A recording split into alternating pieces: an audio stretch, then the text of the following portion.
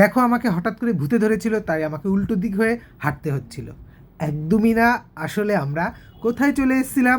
চলে এসেছিলাম upside down হাউসে। এটা কোথায়? এটা একদম চিড়িয়া মোড়ের পরে সিসি2 স্টপেজের আগে নোয়াপাড়া স্টপেজ। চলো আমরা কেমন মজা করলাম এই আপসাইড ডাউন হাউসে এসে, চলো সেটাই তোমাদের সবার সাথে শেয়ার করো। আমরা প্রথমেই দেখো টিকিট কেটে ঢুকে পড়েছিলাম। টিকিটের দাম ছিল পার হেড 240 করে। দেখো সুনিতা উইলিয়ামসের মতো আমরাও ঠিক গ্র্যাভিটির উল্টো দিকে চলে এসেছি। এখানে কম্পিউটারটাও কিন্তু উল্টো দিকে আর আমরাও কিন্তু মহাকাশে চলে এসেছি।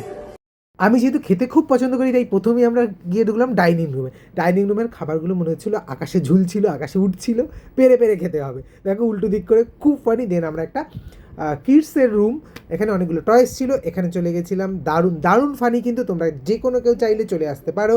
এরপরে আবার বেডরুমে চলে এলাম। বেডরুমটা মনে হচ্ছিলো কি আসলে আমাকে ঝুলিয়ে রেখেছে ওখানে কেউ। দারুণ দারুণ ফানি, রিয়েলি ফানি বলছি। এটা কিন্তু বাথরুম, কেউ এখানে গিয়ে বাথরুম করতে পারবে না, তাহলে নিজের গায়ে এসে বাথরুমটা পড়বে কিন্তু। যাই হোক, ফানি, ভীষণ ফানি। নেক্সট আমরা চলে এলাম কিচেন রুমে। তোমরা সবাই কেমন লাগলো ভিডিওটা জানিও। থ্যাংক ইউ সবাইকে।